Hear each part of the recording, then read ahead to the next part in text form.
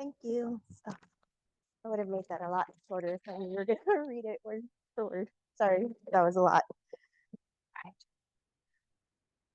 Okay. Oh, Oh, you need this. yes. Sorry. Yeah. All right. So today, hi everyone. The title of my presentation is going to be Restoring Grasslands, the Past, Present, and Future of a Vital Ecosystem. I'm happy to talk to you all about the importance of grassland, their role in conservation, and what the work that not only National Audubon is doing currently, but Mitchell Lake specifically.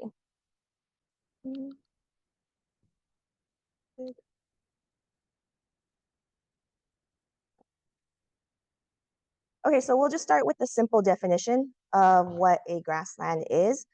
It's just landscapes that are dominated by grasses and herbaceous plants with less than 10% coverage from trees. And that 10% is going to play a role with restoration. And I'll talk about that a little bit later in the presentation. So there's three main types.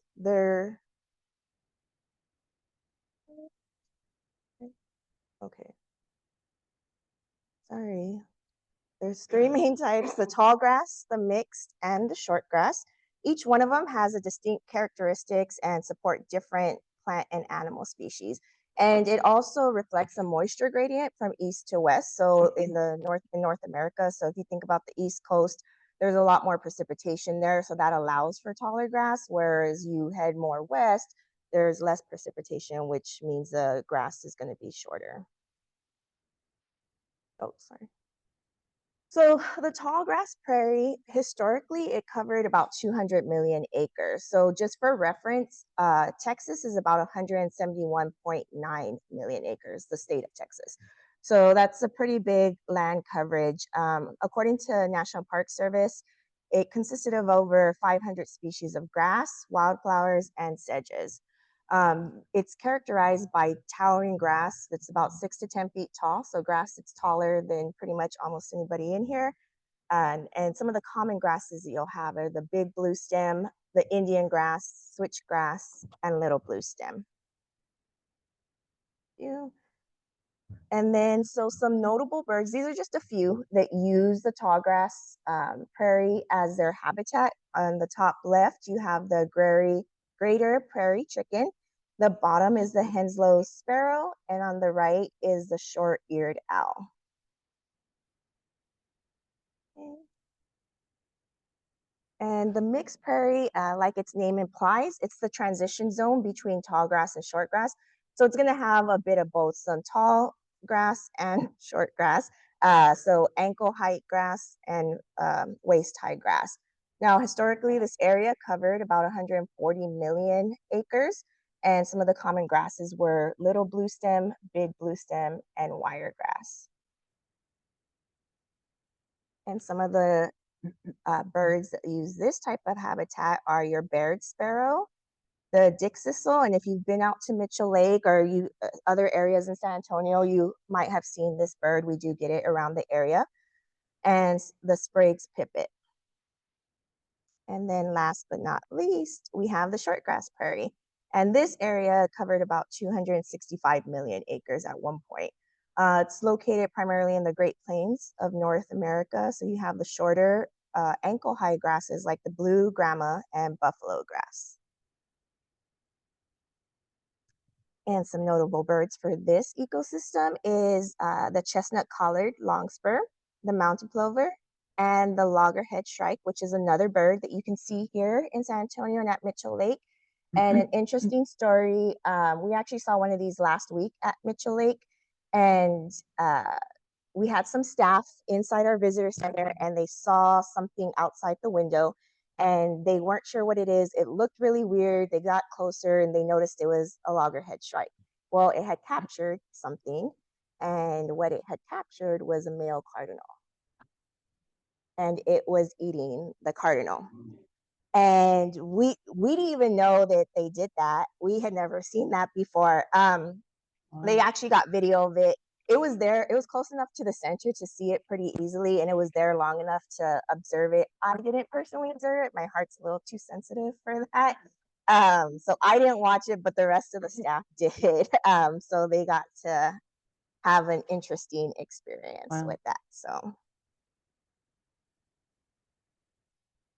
and this is the map that shows the historical range of the prairie. So if you see the tall grass prairie on the east, and you see how it starts up in Canada, and then it goes all the way down into Texas, into what is the San Antonio area now, and a little bit further south, and then the mixed prairie, and then further west is that short grass prairie, which goes into the Panhandle, the Texas Panhandle. So this is a historic map of what it used to look like. Now it no longer looks like that anymore. So the figure on the right is from US Fish and Wildlife, and it says that 62% of North American grassland biome has been lost. So what you see there in blue is the current grassland biome compared to the red, which is what's been lost. So you can see that there is a big difference of what used to exist versus what now exists. And that breakdown of those three prairie systems that I talked about, so there's a 98% loss of a historic loss of tall grass. Some studies even have it at 99%. Either way, it's really high. It's almost non-existent now.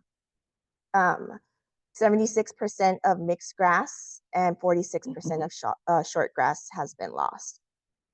In the last 10 years alone, we've lost more than 50 million acres, and the conversion is ongoing at a pretty high rate still. The primary reason for the disappearance of the grassland in North America, at least, is the conversion to agricultural land. And even within the areas that still do exist, some of it is so patched and fragmented that they're not even viable systems for birds to live in. So some of them aren't even providing habitat for birds. So all of this is a big concern for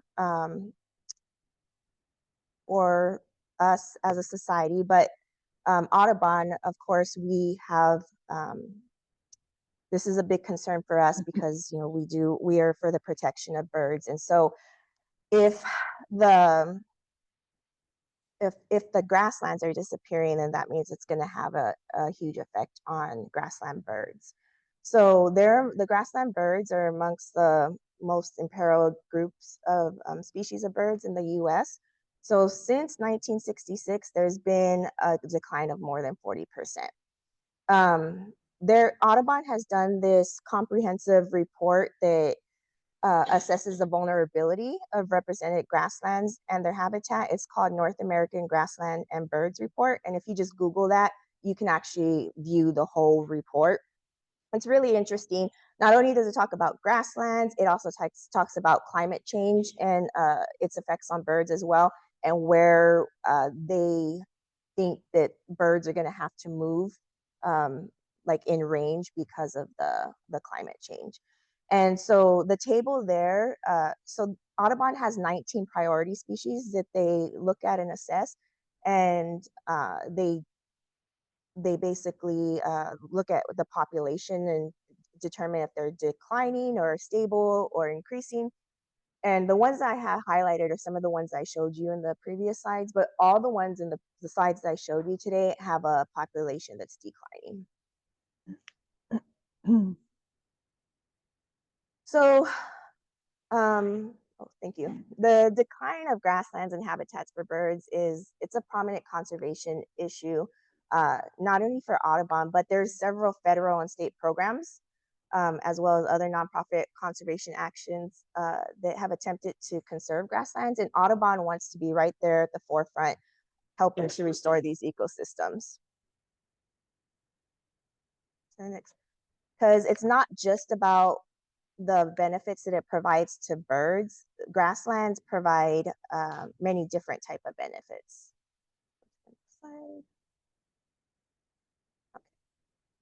So if the grasslands disappear, so do all the benefits that they provide. Biodiversity, they serve as a corridor for migratory birds and animals. They're home to hundreds of birds, mammals, fish, reptile, amphibian, plant, and invertebrate species. And they support thousands of pollinator species, including bees, birds, and butterflies. And that in itself has an economic impact, which is another benefit. So it's estimated that wild pollinators provide about $4 to $6 billion annually in their services. So that's a lot of money to that to lose, basically, if we're losing grassland. It also helps with recreational tourism, so things like hunting, fishing, just wildlife viewing, that can help further conservation efforts and support local communities. And it also supports ranching industries too, which is a really a tough industry to be in. So, um, and then there's just the ecological well-being. A lot of y'all probably know how native grasses have really long root systems. So these deep roots help anchor the soil, preventing soil erosion, especially around wetlands, which can be really important. They're natural water filters, so they reduce runoff and catch excess rainwater, and which improves water quality. And they are a big sequester of carbon, and some studies have shown them sequestering rates that are comparable to some forest types. So that can help with the effects of climate change, which of course we know is here. So next, sorry, I'm having to do two clickers at the, thank you. So Audubon has a hand in a lot of different areas for conservation. So when it comes to grassland conservation specifically, one of the key initiatives is Audubon's Conservation Ranching Initiative. This partners with farmers and ranchers. This is really important because 84% of central grasslands in the US today is in private ownership. So reaching out to those farmers and ranchers is really, really important. And Audubon has a staff dedicated to reach out to these private landowners and teach them about bird-friendly ranching practices. And they teach them how to ranch sustainably. And one of the incentives is to have this Audubon certified, which is basically like a label that they can put on the products that they sell. So if you see it in the store, their meat, or any farmers markets that they sell on, if they're certified, they can slap this label on there, which shows just that they care about the habitat, that their cattle is raised sustainably and ethically. So it's good for them as well, and they're also able to charge a premium price on their beef. So far we have 110 certified ranches covering 3 million acres across 14 states. So that's a lot of land. And we're just hoping to increase this across the US, where that's one area in Audubon that they're still continuing to hire. Right now, they're looking for more ranchers because it's a real popular program and we're trying to get more land. So hopefully that continues on. And this is just one way that gives us the opportunity to change the trajectory of grassland bird populations, which is very much needed, because if we don't, grassland birds could be gone. So this is a graphic of declining bird populations. And if you look all the way to the right, grassland birds are at 53%. So they have the highest declining rate right now. Okay. So Mitchell Lake, we are committed to grassland restoration. Now, we may not have our site is 1,200 acres, but 600 of that is the lake itself, and then another like 300 are the basins and polders. So we have about 300 acres of land. So it's not huge, but right, we still want to do our part. We have wild turkey and the bobwhite quail on site. So we want to preserve ecosystems that help them thrive. So we want to create additional habitat for birds that we protect. And just a really quick intro about the role of fire. So fire had been a natural and essential process in prairie ecosystems.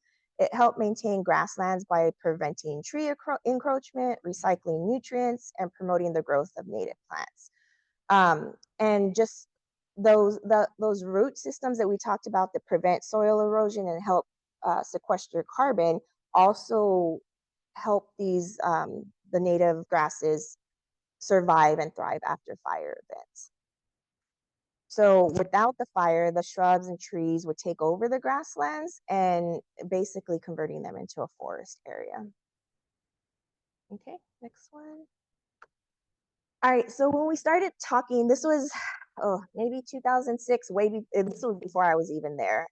When we started thinking Mitchell Lake about restoration, grassland restoration, we had somebody come out and assess our land. And this is taken from a paragraph from the assessment. It says, the site you have selected for grassland restoration was historically a blackland prairie.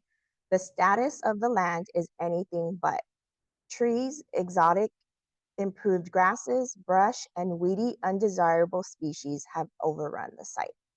So that's basically where the restoration process started, is after this assessment. And we decided to go ahead and start the process.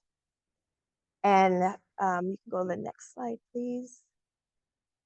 And I will tell you that there are a lot of moving parts when trying to coordinate a grassland restoration.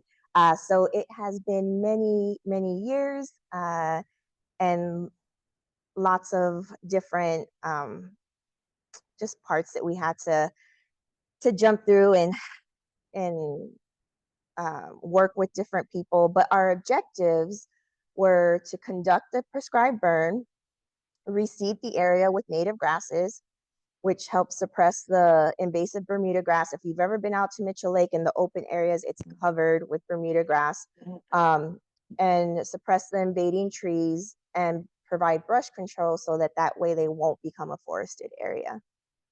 And then rotational grazing systems through cattle or goats, possibly, excuse me.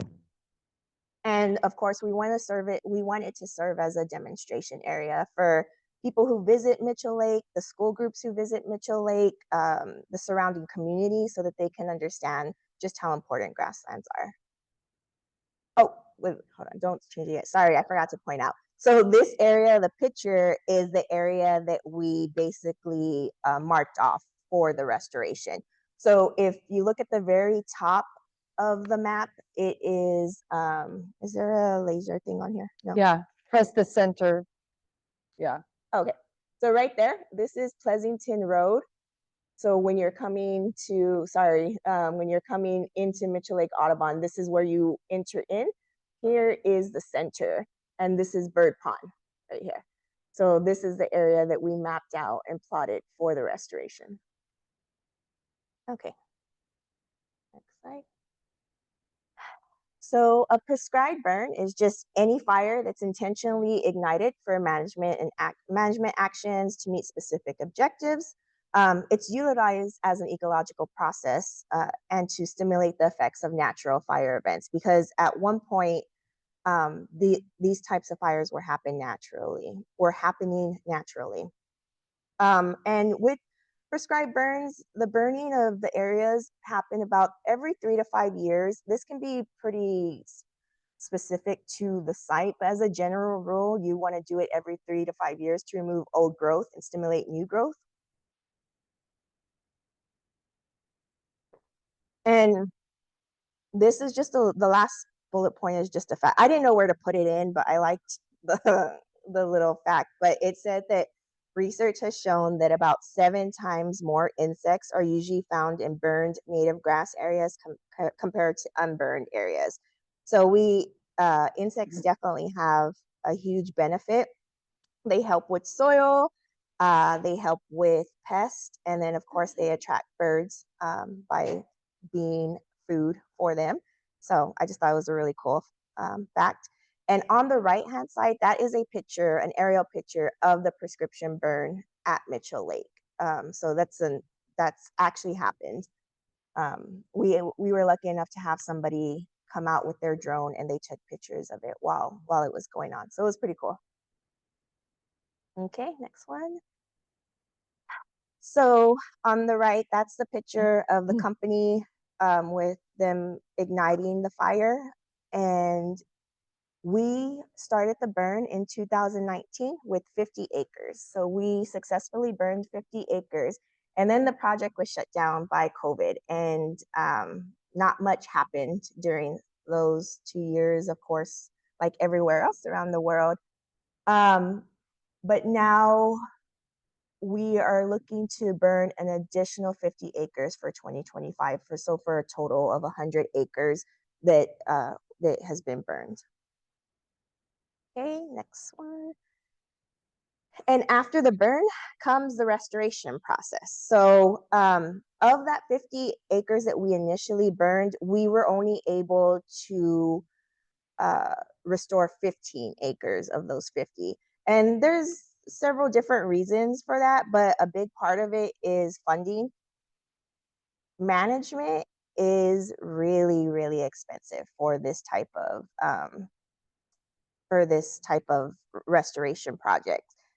So of course, being a nonprofit, you don't always have the thousands and thousands and thousands of dollars that are needed. So, but the restoration was done by Native American Seed. They did an amazing job. They came in with their machines and they cut and removed and mulched the smaller trees. So how I had mentioned at the beginning that the grassland areas have less than 10% trees.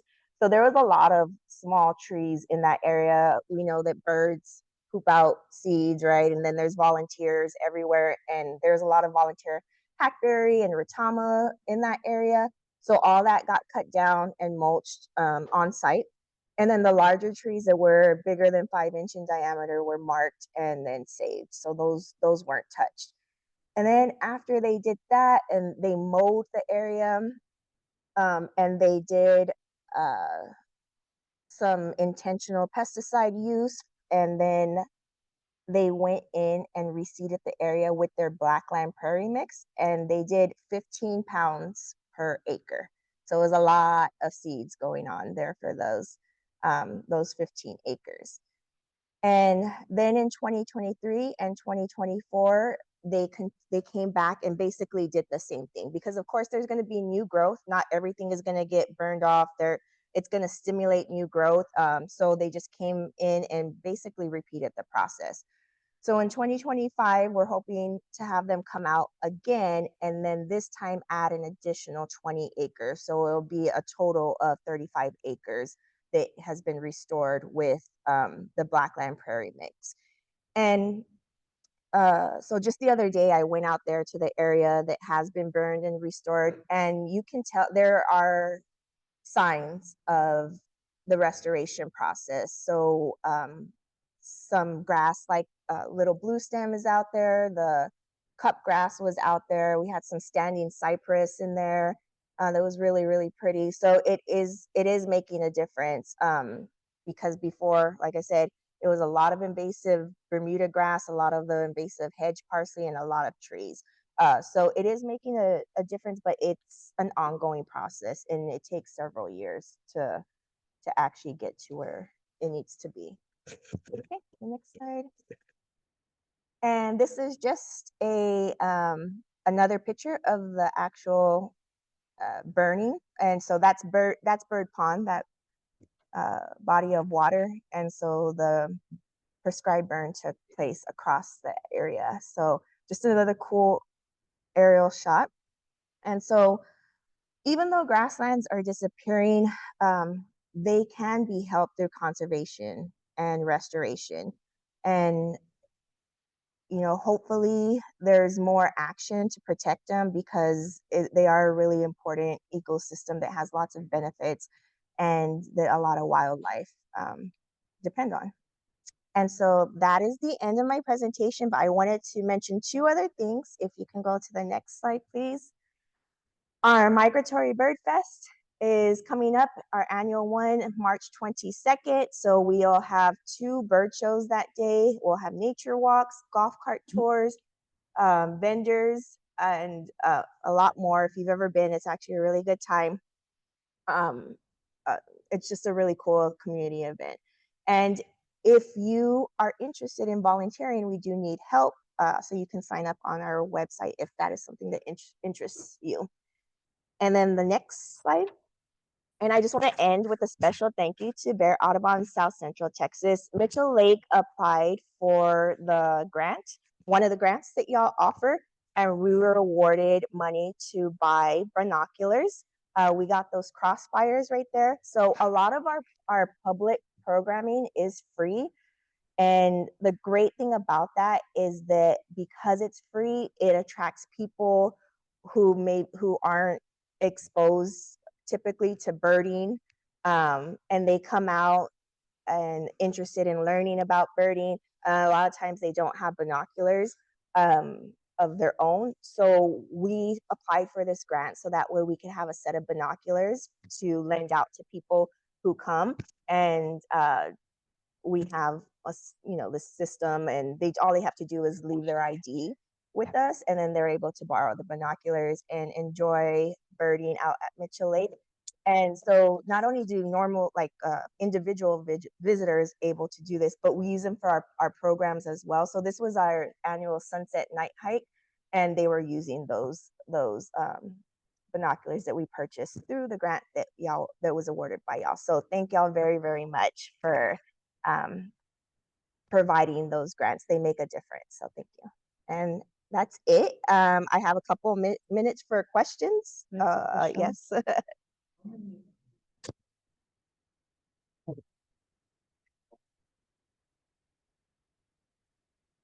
That I'm not sure. I don't, it's not my field, so we have a Texas team, and I could easily get that answer for you.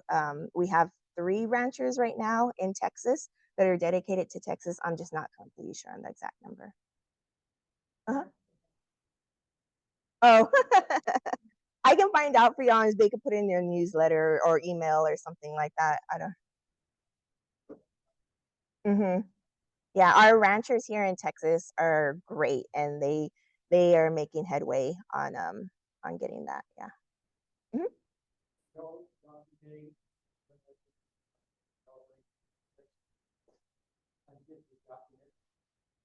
Yes, a little bit of it has been lost, because, or not lost, but it's been there have been periods where nothing has happened just because of change in staff, really. And then like things like COVID, where nobody was really on site. So I'm the project manager now for it, and I am fully intending to get all that stuff back underway because I find it all fascinating. So.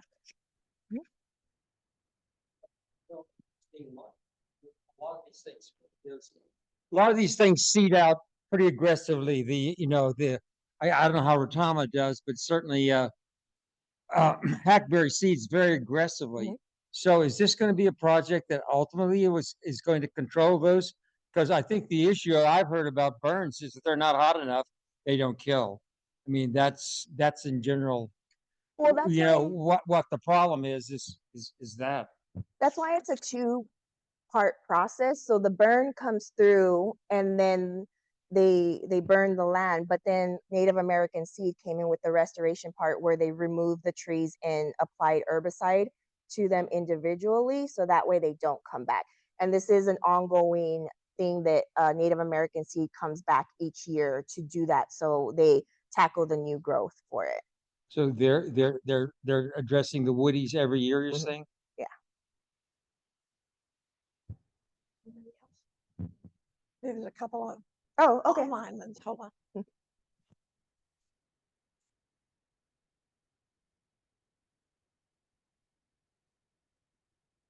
Okay, first question. You have to see. How large does the tract of grassland have to be to qualify? For the certification, I guess. They don't specify. no, I mean, with the prescribed fire, you can, I mean, essentially do as much as you want, I guess, depending on the land that you have. But as far as the ranching program, I'm not sure. Okay. And then why do they need to treat with pesticides for the restoration? Because so it's Native American seed knows are really good at what they do. And sometimes pesticide is necessary. So especially with big areas that have a lot of trees, like that gentleman was saying, if you don't do anything about them, then they just keep on coming back and it'll be an ongoing problem. They're very intentional with their pesticide use. So it's them spraying trees that they cut down individually and not just spraying pesticide all over the whole area. Sometimes it's really just needed. Oh, yes, I'm sorry. Herbicide, not pesticide. Herbicides, yeah.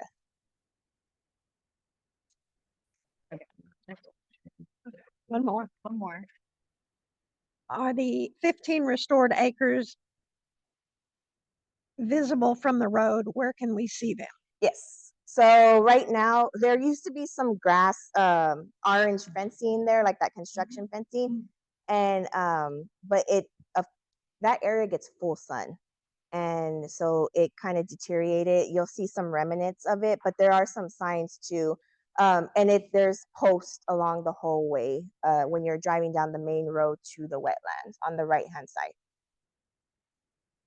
Okay, and Kip Road. Yes, I conduct restoration projects as well. Unfortunately, herbicide is necessary for most projects.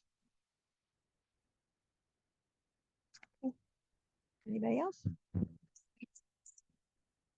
Good. All right. Corina, thank you. And Thank you. mark your calendars for March 22nd. Thank you. Migratory Bird Fest. Bear Audubon will be there with a booth. There's lots of cool vendors. It'll be a great time.